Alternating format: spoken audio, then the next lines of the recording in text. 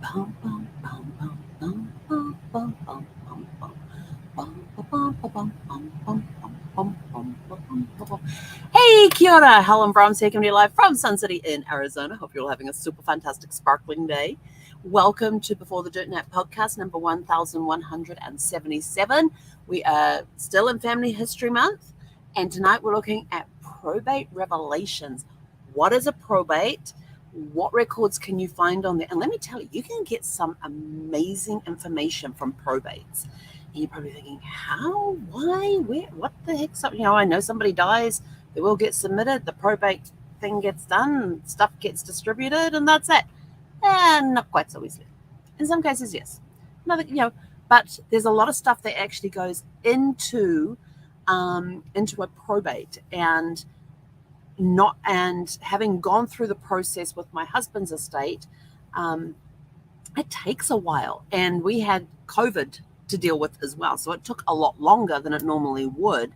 But there's all sorts of things, and what you have to learn is that when you're looking back in records and ancestral records for probates on ancestors, you need to know, first of all, what are the laws of the country, the state, the county. Yeah. We're getting into all of this little minutia stuff here, because I know that here in the States it can be very confusing, because you've got the federal law, you've got the state law, then there's county laws, and then there's town and city laws. I'm just sort of like, in New Zealand, here's a book, New Zealand laws, done. You might have regulations within the different districts, but as far as law goes, there is one set, it's just New Zealand law. That's it, period. But here in the States, you've got them based on different things. So when you're looking for probates and things, you have to take into account the law of wherever it was that the probates were filed. And the records are usually kept in the county courthouse, sometimes in the city courthouse, sometimes in the town court. It's kept in a local courthouse. And of course, when boundaries change and everything else for the counties, you could have been in County Wazoo over here, and when the probate was done, but over the years it changed, and now this county over there that was County Wazoo could be County Bamboo. But you've got to look into those details. Where were they living at the time? What was the name of the county? Where were the county lines? Google is actually pretty good when you want to look up some old maps and everything else. And there's different websites you can go to look up the maps as well. So what is probate? Well, according to Family Search, U.S. probate, and this is kind of how it goes in other countries as well. They'll have their own definitions. But according to Family Search, the U.S. probate are records. Probate records are court records created after an individual's death that relates to a court's decision regarding the distribution of the estate to the heirs or creditors and the care of any dependents, which is basically what probate is. I don't know why they said US, but there are variations of that in different countries based on the country you're going to. So the question is, what can you learn from probates? Oh, you can learn some good stuff in probates. If you need somebody to research probates for you, then you need to contact a forensic genealogist, because they are the ones that know the law, that can work within the laws and everything else, and quickly figure it out, all that legal jargon and everything else for you as well. But it's part of forensic genealogy, which is a part that I'm extremely interested in and just learning about. I did not realize that there was this whole forensic genealogy branch. Like there's a branch of genealogy that their job is to research buildings and houses and things like that. Who lived in there and what was this building used for? Was there any historic meaning to this building and things like that? So it's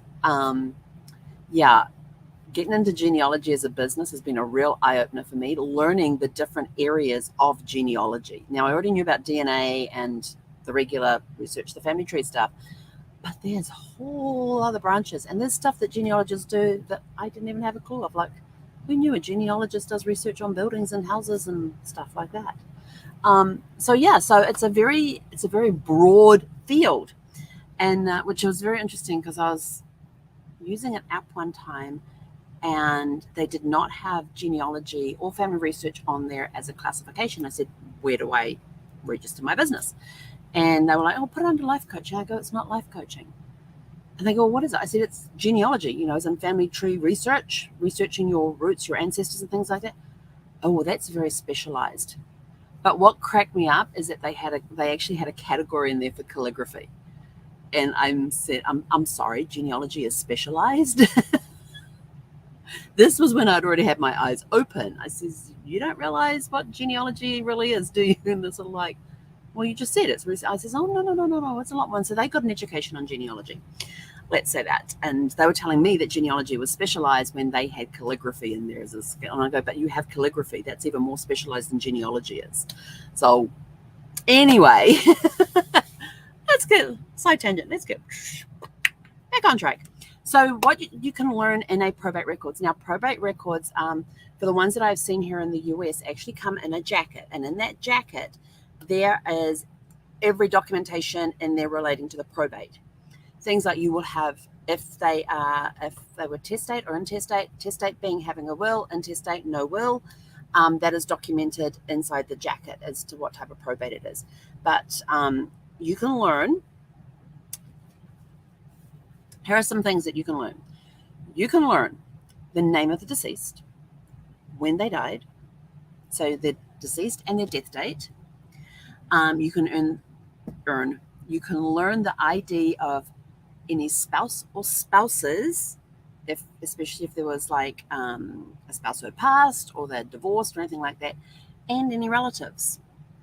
You can also find out about deaths of other relatives. They may even have things in their will like that they're leaving part of their estate, a certain portion of their estate, and they may specify the dollar amount. They may specify the actual item is left to my brother John. And if John is no longer alive when this is done, then I leave it to his children and name out the children. So already we've got a sibling and we've got their kids. Yes. But then also you will also find that the deceased's own children, if they are survived, but if they have any children, because they may even put in there that they had X number of children that, out of them, only these one, and they may have deceased next to the names of the children that are deceased. So it's to go to their children. So you find out grandchildren's names. So yeah, see, already you're building that family tree. So you've got the idea of the spouse or spouses, the relatives as in direct descendants, as in siblings, as in aunts and uncles if they're still around, depending on where the will was done. Some people will do a will when they first get married or the kid, and the kids start coming along, and it gets updated every now and again with each child. And other ones, and that's it, they don't do it any further after that. And then some of them will update it a little later on, but they may put clauses in there that if this person predeceases them in death, then it's to go to this person. So death of other relatives in there. Clues to their occupation and their wealth or lack thereof. There's people, and you hear this all the time of, especially when you're looking through records and stuff, that there is rumors out there that this person was very wealthy, but when it comes to their probate, they're not wealthy at all. They're like in debt, or they have zero money. They have nothing. And that can come as a shock to some relatives when that is revealed. Other ones, they may not even have a clue as to how much wealth this person has. And so they're shocked to learn that, they thought this person was just of average means, and it turns out that they're filthy rich. So there's those sorts of revelations that can come in as well, and even clues to their occupation. For years in the census, they were assistant manager, but then when you get to the will, you find out that they were an assistant manager in this business over here. But meanwhile, they had a side business over here. They were getting income from rental properties. They were getting income from this, income from that. They had multiple streams of income, and that is quite possible. And yet they just gave the illusion that they were an assistant manager or a store clerk or a baker, and meanwhile they have made all these investments and stuff to help improve their wealth. Their citizenship will be revealed in there too. If they were born in a different country and were they naturalized in the country that their probate is being read in, or are they still a citizen of their birth country? You can find out where they've lived, because it may list all the different places that they lived in.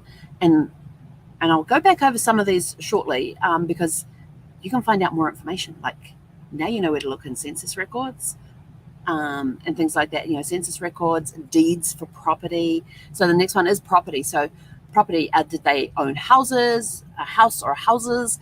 Did they own a building with apartments in there? Did they own land?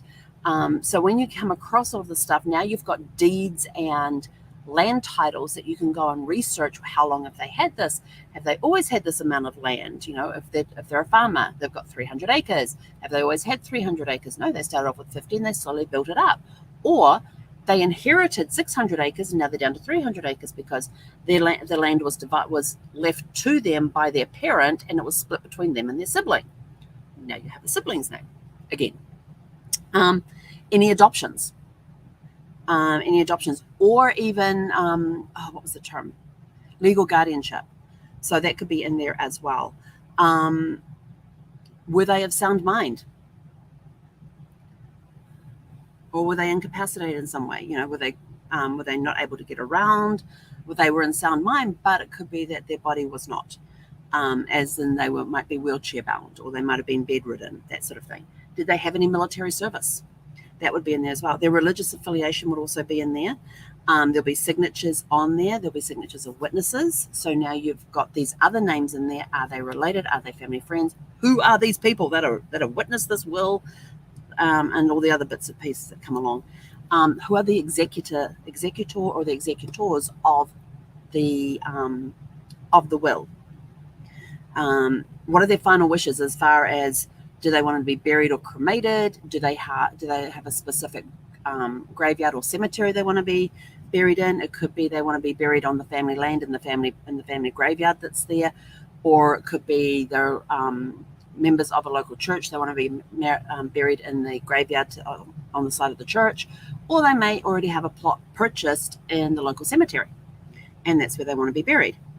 You can also find scandals. Now this is really, it's amazing what will come up in probate. It is amazing what will come up. There have been times when other children have been revealed. Like, there's the husband and wife, and here's them and their 4 kids. And all of a sudden it's mentioning these 2 other children. Who are they? It could be that, say, for example, the husband had an affair and he had 2 children by the mistress, and he's actually recognizing them in the will and giving them some money, or leaving stuff to them. He may even be leaving stuff to the mistress. So there's that sort of stuff that will come out in there as well. But there's all sorts of stuff that will come out as scandals in the documents. What date was the will filed? Now, this could be just after the person passed away. They filed the will, but the probate may not be for months or years later. There is a complete inventory of the assets, and we're talking all the way, and every item has a dollar value next to it, all the way down to how many spoons and knives and forks and stuff did this person own. Even if they had a bucket that's listed on there, they get very, very detailed on these inventory assets. So not only are they looking at their land, buildings, money in the bank, they're looking as to what is in there. How many heads of cattle do they have? How many heads of sheep do they have? Do they have pigs? How many? What facilities do they have on the land? What farm equipment do they have? All of that is inventory. All of it, even all the tools are inventoried. In the house, the entire contents are inventoried. And so you'll find that in there as well. There will be any disputes or challenges to the will. Like, for example, mum with her 4 kids, the widow with her 4 kids, suddenly finds out that he had a mistress and 2 children, and she doesn't want them getting a penny. That could be a problem there. Or the mistress decides that her children deserve more, and so they may, or these unknown heirs may show up with claims to the will, with claims to the estate, stating that they are the child of the deceased, and then of course you've got all that type of scandal going on as well. And then there's things called ethical wills, and what ethical wills are your words. If you are writing an ethical will, this is letters, your journals, things like that you write so that people know it's basically your story. is what it, and this is why it's important to leave your story behind for everybody. So you can have the ethical wills, which are your story. And I had a thingy up here somewhere. Let me go quickly find it.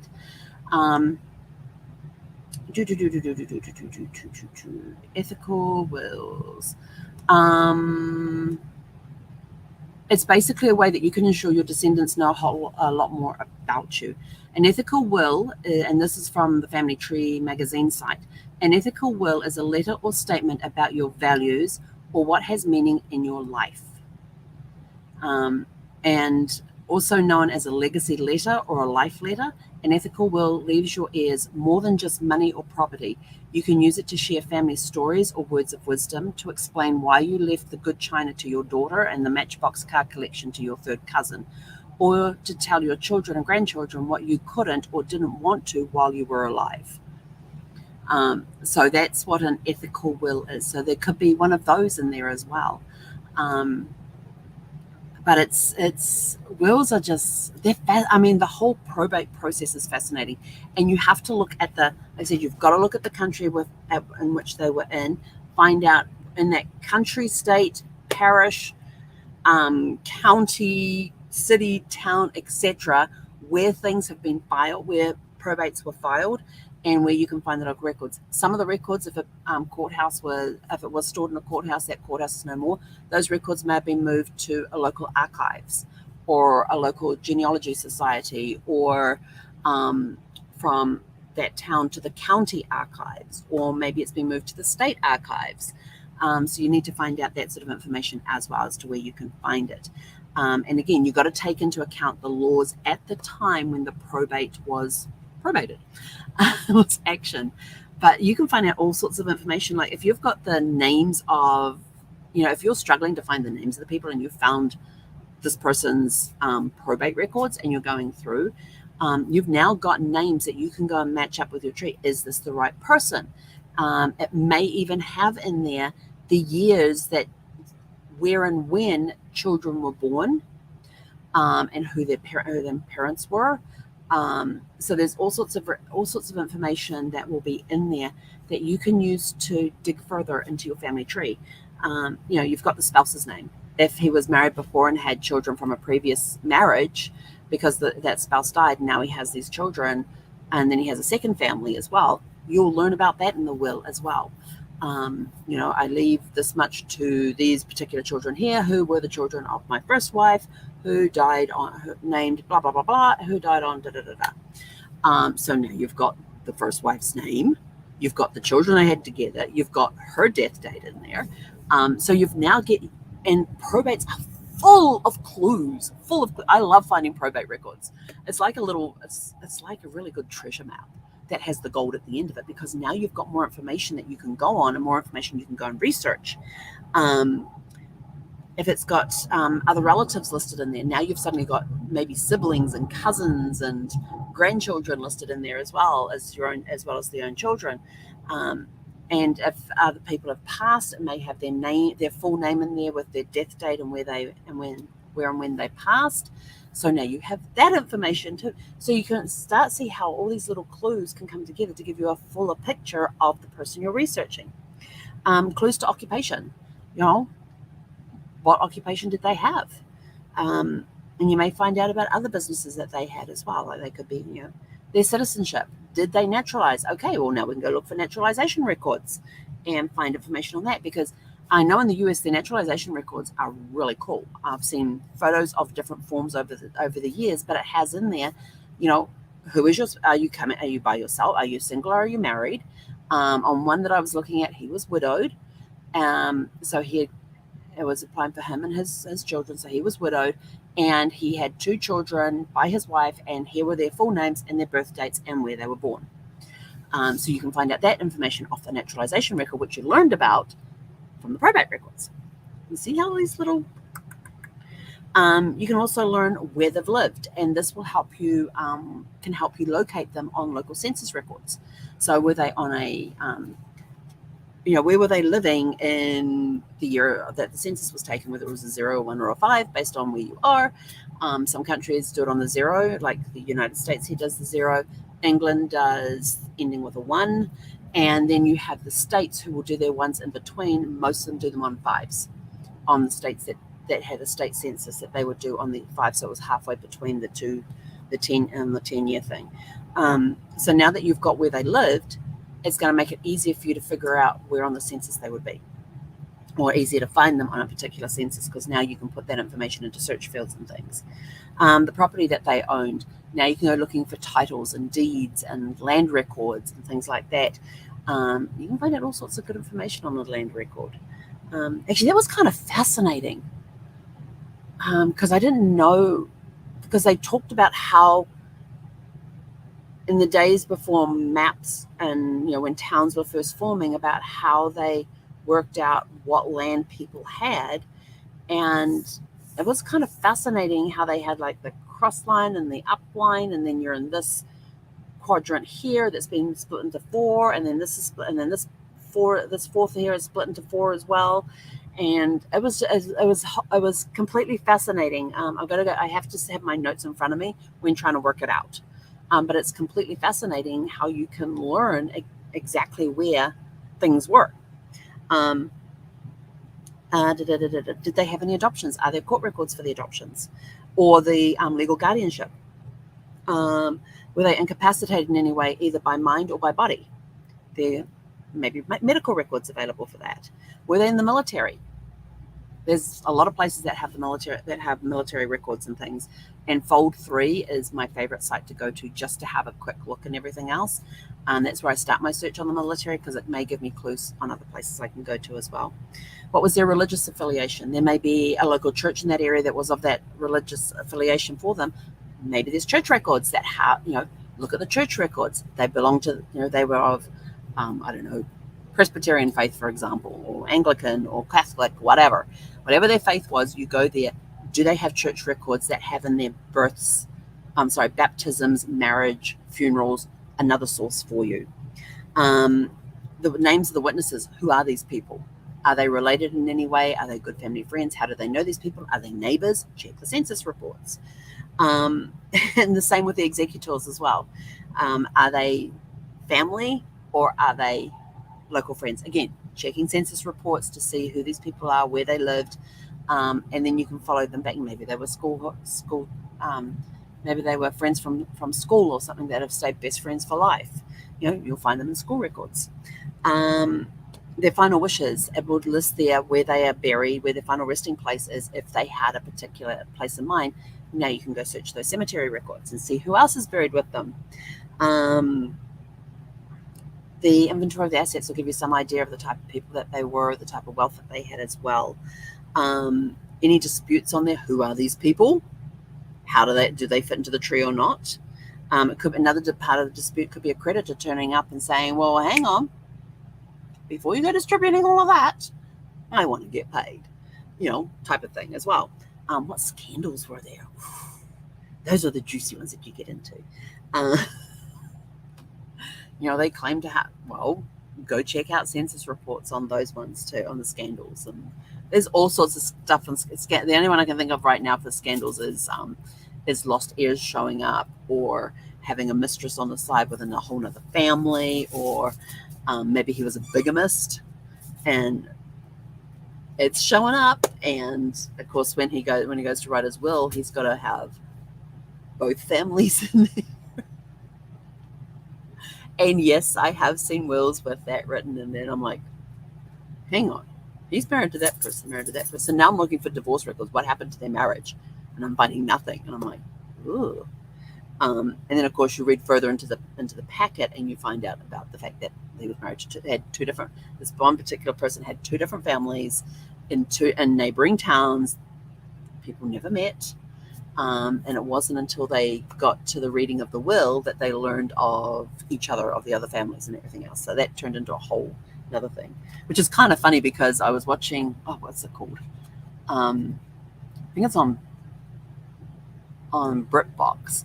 They have this comedy, which is that same sort of situation, that they go to the reading of her father's will to find out that he had a mistress, and the daughter has a sister, and the 2 sisters are like a week apart in birth, and both have exactly the same name. And I'm like thinking, he was smart in that regard of having the different names, having the same name for the daughters, because then if he let slip, it didn't matter.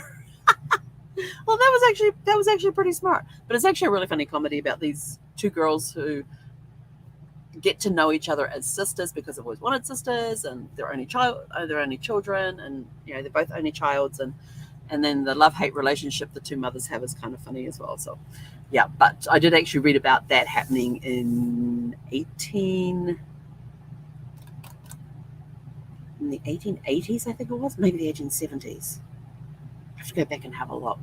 And then to stumble across this British comedy about the exact same type of situation, different time periods. One was in today, and one was over 100 years ago. And were there any letters? And sometimes in the probate thing, it could mention that there was also personalized letters left for, and those people got the personalized letters, or they may have done the ethical will thing and written things that they wanted the different families and the members to get copies of. And then there's also the personalized letters that could be a letter to that. I hear a lot of things. Some people who have cancer writing those writing those wishes for their children for years later, to be opened on their graduation, to be opened on their wedding day, to be opened on their college graduation, those sorts of things. Or some people will leave audio recordings behind. Hey, today's your 18th birthday. Congratulations. And, leaving those messages behind for younger children, especially if you've got something of a terminal illness. It is a fantastic gift to leave behind. Wishing them birthday. Some will do every year on their birthday. Some will do the milestone birthdays. Some will leave messages for their wedding day. Some will leave messages for high school graduation, college graduation, those sorts of things. So there's all sorts of incredible things that you can leave behind that leaves a legacy and lets people know who you were, what type of person you were. And I love the ethical will thing. When I discovered that and I read what it was, I was like, I love that idea of being able to leave a letter to your descendants with, it could be brief, it could be a book, could be your box of journals. There's going to be a few of those. But just the stories, having the stories in there and leaving behind some of your stories. It could be audio recorded, it could be video recorded, it could be handwritten, it could be written and transcribed, spoken and transcribed as well. So everybody gets a printed copy, and there's also the audio or the video copy to go with it. So it's kind of interesting to think of things that now, what can I leave behind that will let them know the type of person that I was, or what my beliefs were in this, or what my hopes and dreams were. Did I have any regrets? Things like that. So probate records are a wealth of information. Once you learn how to decipher the information that's in there, and you can find the hints and tips on other places you can go and look, it opens up a whole new area for you to go and research. And it's kind of cool. And most of the time you will not find probates online. You may find wills and testaments online, but you may not find the actual probate files online. In some cases, in some areas, yes, they are online.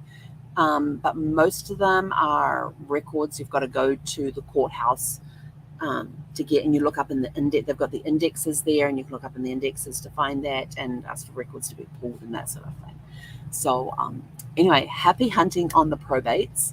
So if you've come across a stumbling block and you know the person's date of death and their full name and everything else, go check out the probate records. That could be the key to unlocking a wealth of information and finding a whole bunch of information you didn't know about that particular person before.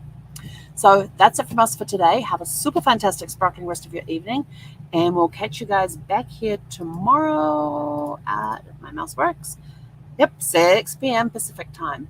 So have a super fantastic, sparkling evening. Hey, Gonara.